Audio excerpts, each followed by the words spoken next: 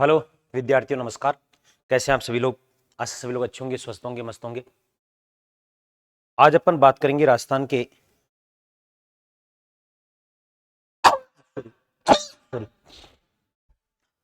के मुख्य अक्षांश और देशांतरों की। ऐसे पुराने वीडियो आप सभी ने देखे होंगे, बड़े प्यार दिया होगा आपने। और आपको क्लासेस कैसी लग रही, जरूर एक बार आप हमारे चैट बॉक्स में आके कमेंट करके बताइएगा। हाँ सर, ये क्लासेस बहुत बेहतरीन है, अच्छी क्लासेस आप डाल रहे हैं। और मेरे व्यक्तिगत नंबर पे भी आप संपर्क करके बता सकते हैं। कोई कमी हो तो भी वो बताइए, जिसमें हमें इम्प्रूवमेंट करना हो। ठीक है, चलिए दोस्तों।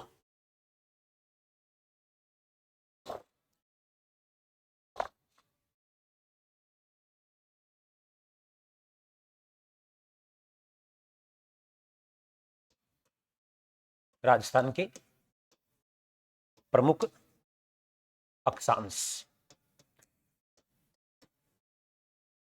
यदि किसी वीडियो को आपको पीडीएफ नहीं मिल रही हो तो वो भी आप बताइएगा।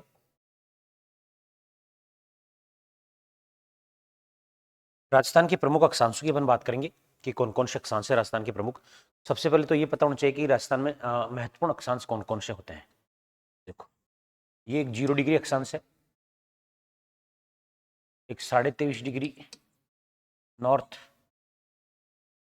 66.5 डिग्री नॉर्थ और 90 डिग्री नॉर्थ। आप सबको इस बारे में जानकारी होगी।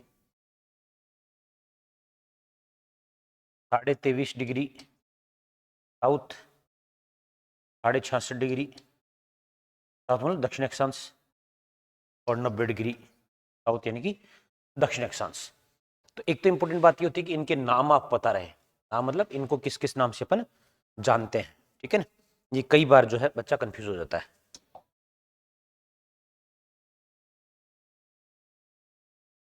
इसको अपन बोलते भूमध्य रेखा। क्या बोलते भाई? भूमध्य रेखा या विषुवत रेखा। ठीक है, ये आपके है कर्क रेखा, ये आपके है मकर रेखा। यानी कि कर्क रेखा जो है वो 23.5 डिग्री उत्तरी अक्षांश है, जबकि मकर रेखा क्या है? 23.5 डिग्री दक्षिणी अक्षांश है ना। इस बात को आपको ध्यान रखना है। ये है आपके आर्कटिक वृत्त। आर्कटिक वृत्त वैसे सभी वृत्ति हैं, क्योंकि अक्षांश सभी क्या होते हैं? वृत्त होते हैं, एक्चुअली रेखा ही नहीं होती। ठीक है ना। और नीचे जो है आपको 66.5 डिग्री अपन जिसकी बात करें, वो आपके अंटार्कटिक वृत्त। क्या है? अंटार्कटिक वृत्त। इन दोनों को लेकर भी कई बार विद्यार्थी कंफ्यूजन रहता है, ध्यान रखिएगा। ऊपर आर्कटिक वृत्त है और नीचे अंटार्कटिक वृत्त है। दक्षिण अक्षांश जो 66.5 डिग्री दक्षिण अक्षांश है, इसको अपन अंटार्कटिक वृत्त बोलते हैं। ठीक है, और ये क्या आपके आर्कटिक वृत्त है। क्लियर भाई? अब राजस्थान की बात करनी अपन को।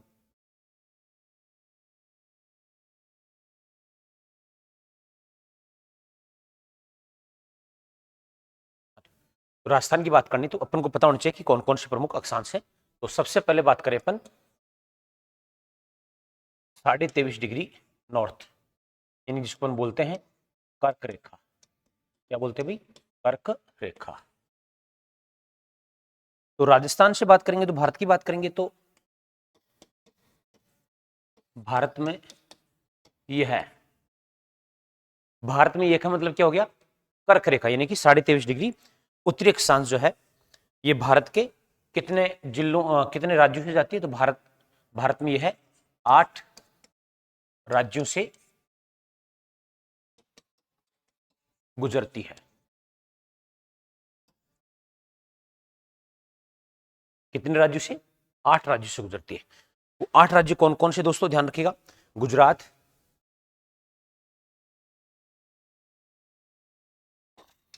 राजस्थान, मध्य प्रदेश, यानी कि 8 राज्यों से गुजरती। कौन कौन से? राजस्थान, गुजरात, राजस्थान, मध्य प्रदेश, छत्तीसगढ़, झारखंड, छत्तीसगढ़,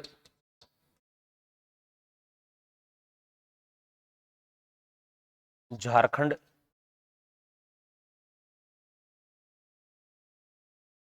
पश्चिम बंगाल। ये प बंगाल का मतलब है पश्चिम बंगाल। कई शब्द मैं शॉर्ट में लिख देता हूं, थोड़ा समझ लीजिएगा। पश्चिम बंगाल,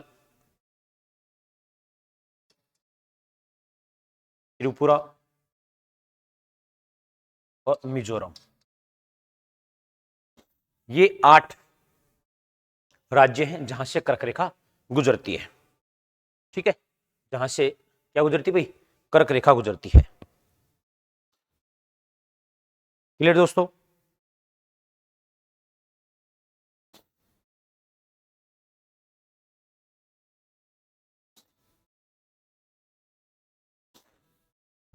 थोड़ा सा आज नाक में इरिटेशन हो रहा भाई, ठीक है।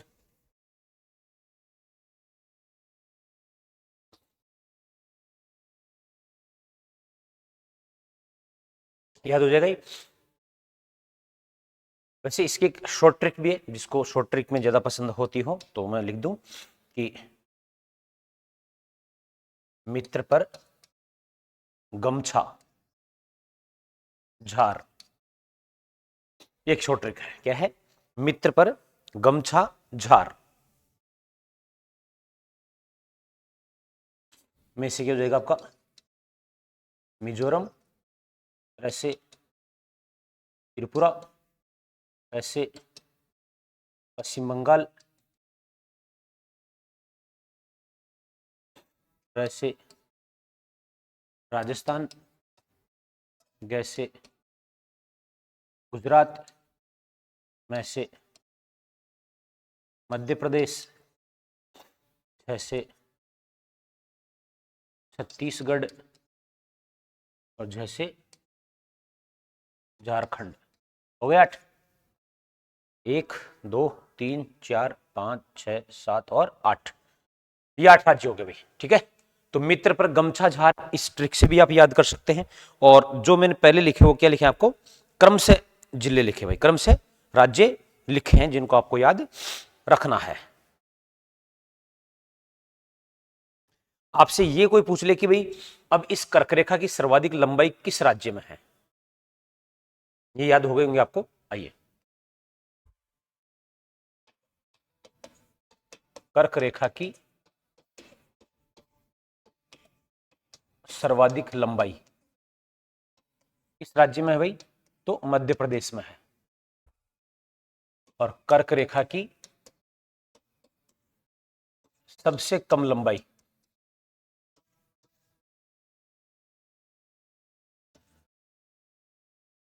वो है आपके राजस्थान में। किस राज्य में भाई? राजस्थान में। 8 राज्यों में कर्क रेखा है। यानी मित्र पर गमछा झार, मेरे हिसाब से आसानी से आपको याद हो जाएगी। मित्र पर गमछा झार, इस पर झार, मित्र पर गमछा झार। तो आपको इस ट्रिक के माध्यम से सारी बातें याद हो जाएगी। फिर एक क्वेश्चन आता है कि कर्क रेखा के सबसे नजदीक, कर्क रेखा के सबसे नजदीक राजधानी वो कौन सी भाई? रांची। और रांची किसकी राजधानी है? झारखंड की, ठीक है। तो कर्क रेखा के सबसे नजदीक स्थित जो राजधानी है वो है आपकी रांची, ठीक है ना। किसकी राजधानी? ये आपके झारखंड की। और सबसे दूर स्थित राजधानी कर्क रेखा से दूरस्थ राजधानी, यानी जो कर्क रेखा पर स्थित राज्य है उनमें से, तो वो आपकी जयपुर। जयपुर की राजधानी आपके राजस्थान की, ठीक है। तो कर्क रेखा की सर्वाधिक लंबाई वाला राज्य मध्य प्रदेश। पहली बात तो कितने राज्यों में है? 8 राज्यों में है, ठीक है ना। मित्र पर गमछा झार याद रह जाएगा। वैसे सीधा क्रम भी लिखा है मैंने आपको, पश्चिम से पूर्व की ओर, ठीक है ना। और सबसे ज्यादा लंबाई मध्य प्रदेश में, सबसे कम लंबाई आपके कहां पर है? राजस्थान में। सबसे नजदीकी जो राजधानी है वो कौन सी? रांची। और सबसे दूरस्थ राजधानी कौन सी? आपके जयपुर है भाई। क्लियर?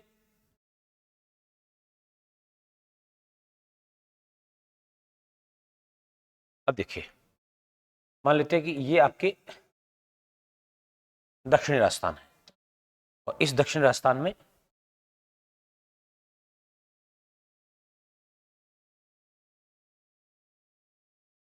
इस प्रकार से। ये आपका डूंगरपुर है और ये आपका बांसवाड़ा है, ठीक है। और ये जो कर्क रेखा गुजर रही है वो इस प्रकार से यहां से गुजर रही है, ये कर्क रेखा,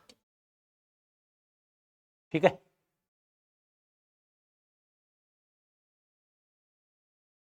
तो राजस्थान के 2 जिलों से कर्क रेखा गुजरती है। 2 जिले कौन कौन से? एक आपका डूंगरपुर जहां से महज 3 किलोमीटर, और दूसरा आपका बांसवाड़ा जहां 23 किलोमीटर। इस प्रकार से अपन देखते हैं कि राजस्थान में कर्क रेखा की जो लंबाई है वो कितनी है भाई? कुल मिला के 26 किलोमीटर। कितनी? 26 किलोमीटर। अब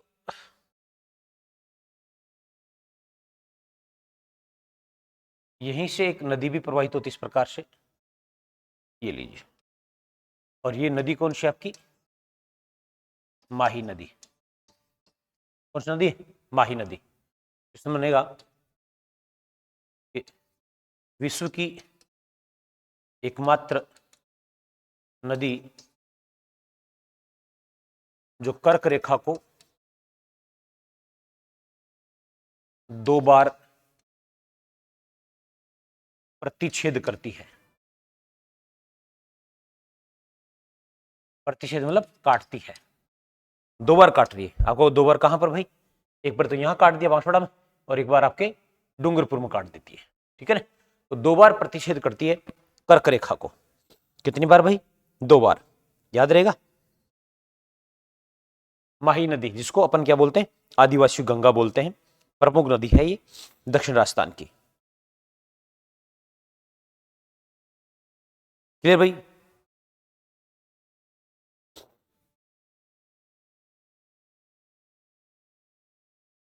ठीक है ना।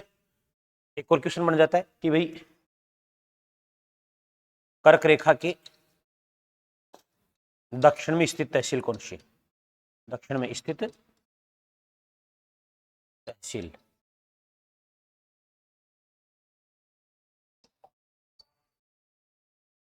तो कौन सी भाई? कुशलगढ़। कौन सी है? कुशलगढ़। ये भी आपको अच्छे से ध्यान रखनी है। तो ये अपन ने राजस्थान की प्रमुख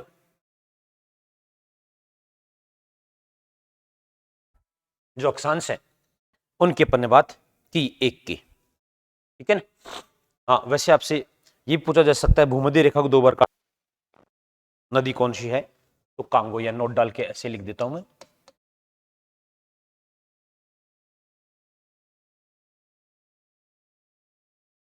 कांगो जो नदी है वो भूमध्य रेखा को 2 बार प्रतिच्छेद करती है। भूमध्य रेखा को, जैसे कर्क रेखा को माही नदी 2 बार काटती है। विश्व की एकमात्र नदी जो भूमध्य रेखा को 2 बार काटती है वो कांगो। विश्व की एकमात्र नदी जो कर्क रेखा को 2 बार काटती है वो आपकी माही।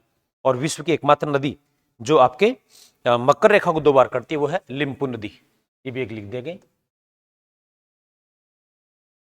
लिम्पू नदी। ये किसको 2 बार काटती है? मकर रेखा को, मकर रेखा को। ठीक है भाई, मेरे हिसाब से आपको यहां से बात समझ में आ गई होगी और अच्छी समझ में आ गई होगी। कर्क रेखा के बारे में आपको इससे बेहतरीन और क्या ही बताएं? बताओ, और कोई कंफ्यूजन आपके तो बताइए। यस, एकदम क्लियर है ना। आराम आराम से पढ़ेंगे, लेकिन कोई भी कंफ्यूजन आपके माइंड में नहीं होना चाहिए। जहां कंफ्यूजन वहां मैं, और उस कंफ्यूजन को दूर करते चलेंगे भाई।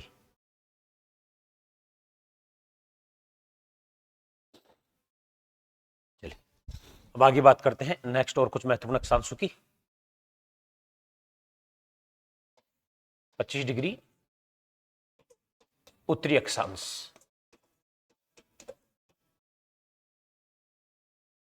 इन्हें मान लीजिए ये आपका प्यारा, घुंघराला, नखराला, टीला, जठीला राजस्थान। ठीक है, यहां से आपकी गुजर गई थी कर्क रेखा।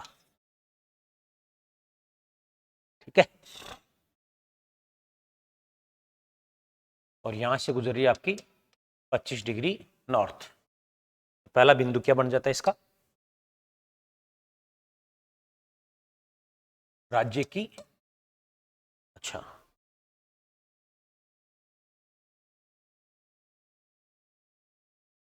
थोड़ा सा एक बार इसको एक बार हटाते हैं, आगे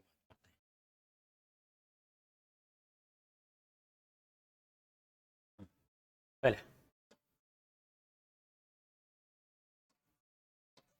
सर्वाधिक जिलों से गुजरने वाली अक्षांश है। कौन सी? 25 डिग्री जो अक्षांश है वो राजस्थान के सर्वाधिक जिलों से गुजरने वाली अक्षांश है। सर्वाधिक जिलों से, फिर बात आती है कितने जिलों से गुजरती है ये? तो ये राजस्थान के 10 जिलों से गुजरती है। कितने जिलों से भाई? 10 जिलों से, राजस्थान के 10 जिलों से ये गुजरने वाला अक्षांश है। कौन सा भाई? 25 डिग्री उत्तरी अक्षांश। ठीक है ना, सर्वाधिक जिलों से गुजरने वाला अक्षांश पूछा जा सकता है। राजस्थान के सर्वाधिक जिलों से गुजरने वाला अक्षांश कौन सा है? तो आपका 25 डिग्री उत्तरी अक्षांश, जो राजस्थान के सर्वाधिक जिलों से गुजरता है। अब वो सर्वाधिक जिले कितने हैं? 10 हैं। और कौन कौन से जिले हैं वो एक इंपॉर्टेंट बात है। तो वो एक्चुअली यहां से गुजर रहे हैं, ये 25 डिग्री नॉर्थ। ठीक है ना, ये जो लाइन ड्रॉ की है, अब आपको यदि मैप ध्यान में है तो आप आसानी से यहां से देख सकते हैं कौन कौन से जिले आ जाएंगे। जैसे बाड़मेर, जालोर, सिरोही, पाली, राजसमंद, कौन कौन जिले आ जाएंगे? बाड़मेर, जालोर, सिरोही, पाली, राजसमंद। बाड़मेर, जालोर, सिरोही, पाली, राजसमंद, चित्तौड़गढ़, भीलवाड़ा,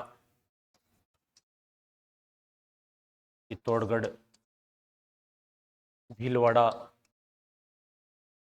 बूंदी, कोटा।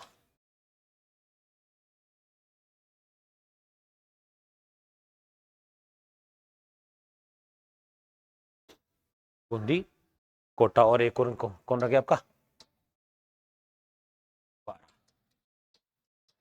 सबसे लास्ट में 12 है। ठीक है, तो यहां पर सबसे पहले क्या आ जाएगा आपका? बाड़मेर, जालोर, सिरोही, पाली, राजसमंद, चित्तौड़, भीलवाड़ा, बूंदी, कोटा और 12। ये 10 जिले हो गए भाई, जो कि कर्क रेखा, सॉरी, 25 डिग्री उत्तरी अक्षांश पर स्थित है। तो ये आपको थोड़ा सा ध्यान रखना है कि ये राजस्थान का सर्वाधिक जिलों से गुजरने वाला अक्षांश है। क्लियर भाई?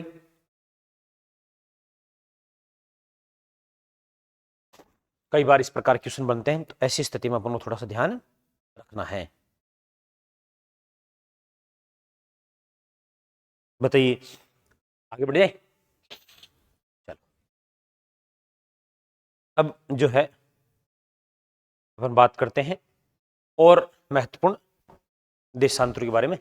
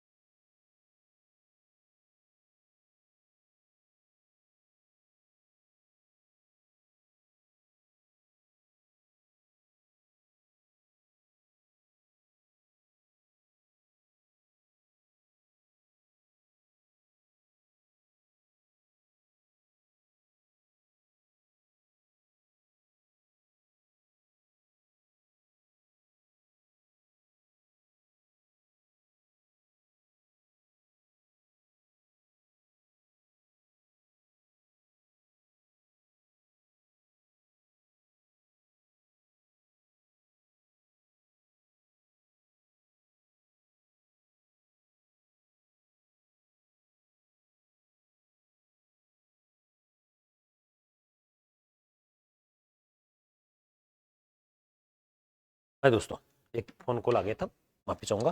चलिए अब बात करते हैं महत्वपूर्ण देशांतर।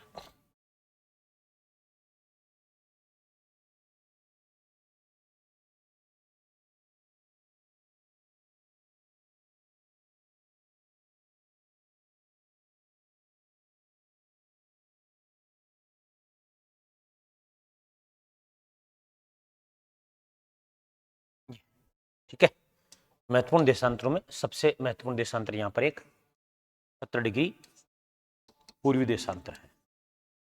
क्या भाई, 70 डिग्री पूर्वी देशांतर आपसे पूछा जाएगा कि 70 डिग्री पूर्वी देशांतर कितने जिलों से गुजरता है। 70 डिग्री पूर्वी देशांतर राजस्थान के जैसलमेर से गुजरता है।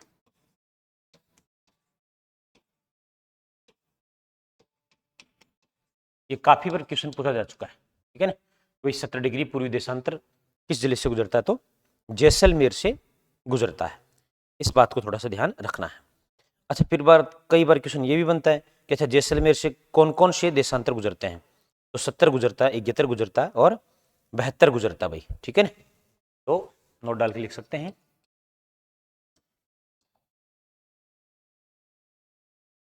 कि जैसलमेर से 70 डिग्री पूर्वी देशांतर, 71 डिग्री पूर्वी देशांतर और 72 डिग्री पूर्वी देशांतर, ये तीन प्रमुख जो देशांतर हैं वो जैसलमेर से गुजरेंगे, क्योंकि जैसलमेर राजस्थान का सबसे बड़ा जिला है क्षेत्रफल की दृष्टि से, इसलिए थोड़ा सा अपना ध्यान रखना होता है और कई बार एग्जाम में क्वेश्चन बन भी जाता है, ठीक है। वैसे 71 जो डिग्री है वो जैसलमेर के अलावा और किस जिले से गुजरता है, तो ये बाड़मेर से भी गुजरता है ना। लेकिन 70 डिग्री पूर्वी देशांतर तो केवल और केवल किससे गुजरता है, जैसलमेर से। तो इसका क्वेश्चन अलग आएगा, ये तो ये पूछा जाएगा कि 70 डिग्री देशांतर, या ऐसा आएगा कि एकमात्र वह देशांतर जो राजस्थान के एक ही जिले से गुजरता है, तो वो कौन सा हो जाएगा आपका, 70 डिग्री देशांतर हो जाएगा। वैसे 78 जो डिग्री देशांतर है वो भी केवल एक ही जिले से गुजरता है, राजस्थान के यहां से 78 डिग्री पूर्वी देशांतर। अब यहां कौन सा जिला पड़ता है, तो धौलपुर। धौलपुर तो राजस्थान के ऐसे देशांतर जो एक एक ही जिले से गुजरते हैं, तो वो आपका एक तो 70 डिग्री पूर्वी देशांतर और एक 78 डिग्री पूर्वी देशांतर जो एक एक जिलों से गुजरते हैं, जो मात्र एक एक जिलों से ही गुजरते हैं, ठीक है ना।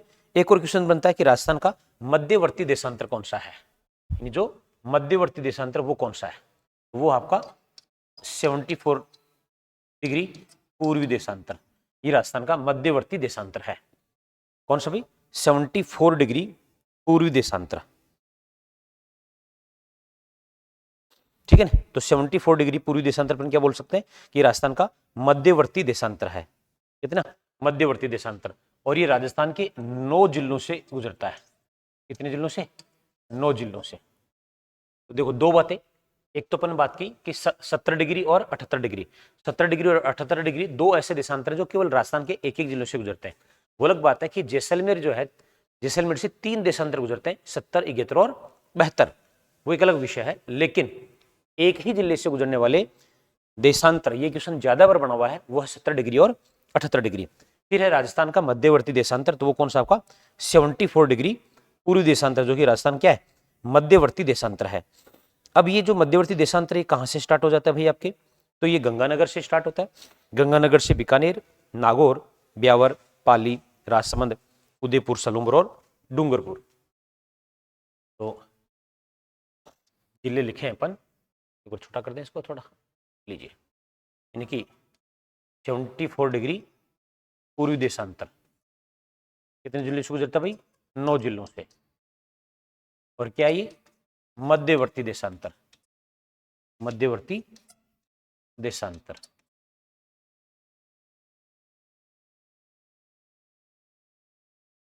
श्री गंगानगर, बीकानेर, नागौर, ब्यावर, देखो ये जिले आपको इस प्रकार से पूछे जाए कोई आवश्यक नहीं, लेकिन फिर भी थोड़ा सा अपन को ध्यान रखना होता है जिससे अपना काम आसान और सरल हो सके। ब्यावर, पाली, राजसमंद, यानी गंगानगर, बीकानेर, नागौर, ब्यावर, पाली, राजसमंद। किसकी बात करें अपन? 74 डिग्री पूर्वी देशांतर की। उसके बाद बात करें उदयपुर, सलूम्बर और डूंगरपुर। उदयपुर, सलूम्बर और डूंगरपुर।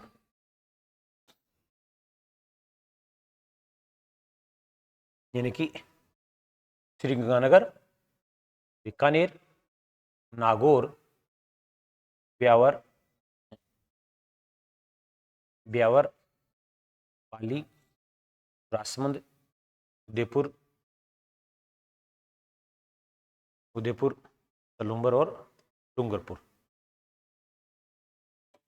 श्रीगंगानगर, बीकानेर, नागौर, ब्यावर, पाली, राजसमंद, उदयपुर, सलूम्बर, डूंगरपुर। हो गए नो? 1 2 3 4 5 6 7 8 और 9। इन 9 जिलों से जो है आपका 74 डिग्री पूर्वी देशांतर, जो राजस्थान का मध्यवर्ती देशांतर गुजरता है। वैसे एक और चीज आपको मैं बता दूं, 75 डिग्री पूर्वी देशांतर यह भी 9 जिलों से गुजरता है। ये भी कितने जिलों से गुजरता है? 9 जिलों से। तो 9 जिलों से गुजरने वाले 2 देशांतर हो गए आपके 74 डिग्री और 75 डिग्री। इसको आपको अच्छे से ध्यान रखना भाई। क्लियर यहां तक की बात? इस प्रकार से पूछा जा सकता है कि राजस्थान में सर्वाधिक देशांतर वाले जिला कौन सा है?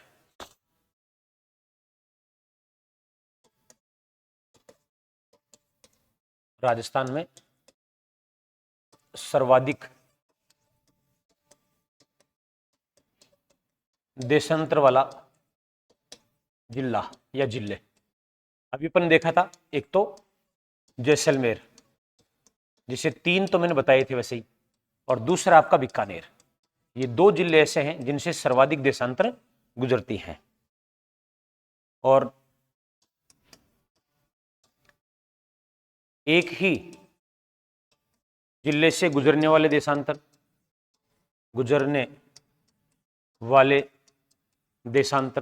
जो केवल एक ही जिले से गुजरते हैं, वो एक तो है 70 डिग्री पूर्वी देशांतर और एक है 78 डिग्री पूर्वी देशांतर। 70 जैसलमेर से गुजर जाता है और 78 धौलपुर से गुजर जाता है। क्वेश्चन बनाने वाला किसी भी प्रकार से क्वेश्चन बना सकता है आपके लिए, ठीक है ना? एक ही जिले से गुजरने वाले देशांतर, सर्वाधिक जिलों से गुजरने वाले देशांतर, जैसलमेर 70, 71, 72, ठीक है ना? मतलब जैसलमेर किस किस से गुजरता है? 70 डिग्री, 71 डिग्री और 72 डिग्री। तो फिर बीकानेर किससे गुजरता भाई? 72 डिग्री, 73 डिग्री और 74 डिग्री। 74 से तो नहीं गुजरता, तो 71 से गुजरता है। फिर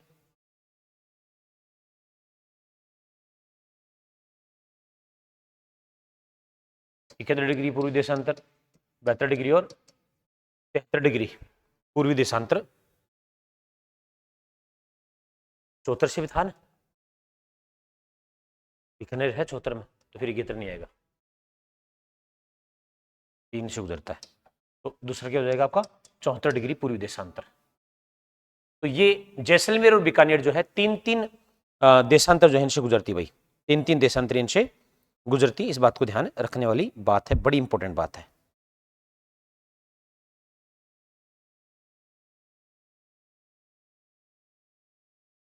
तो ये भी थोड़ा सा आपको ध्यान रखना है मेरे भाई, ध्यान।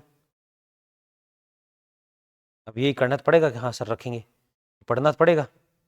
इसमें देशांतर में कई बार विद्यार्थी थोड़ा कंफ्यूजन रहता है, टॉपिक भी थोड़ा ये कहूँगा कि हाँ जटिल तो नहीं है, लेकिन कई बार विद्यार्थी इसमें उलझ जाता है ना? इसलिए उलझ जाता है, उसको लगता है कि यार क्या है मास्टर साहब क्या कहना चाह रहे हैं। तो मेरे हिसाब से आपको चीज़ें थोड़ी बहुत समझ में आ रही होंगी, और नहीं आ रही हैं तो आप क्लियर सी एकदम क्लियर आप बात कर सकते हैं, कमेंट कर सकते हैं। कमेंट तो क्या ही करेंगे, लेकिन मैसेज कर सकते हैं कि सर इस टॉपिक को एक बार वापस से व्यवस्थित पढ़ाएं, तो मैं इसको फिर से आपको एक बार दोहराव करवा दूंगा, ठीक है।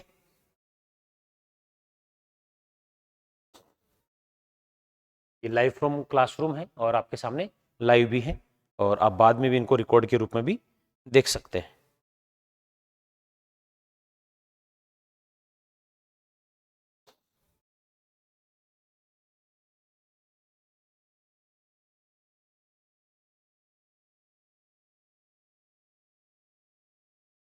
तो आज के लिए अपन इतना ही पढ़ेंगे इसमें। नहीं, छुट्टी नहीं।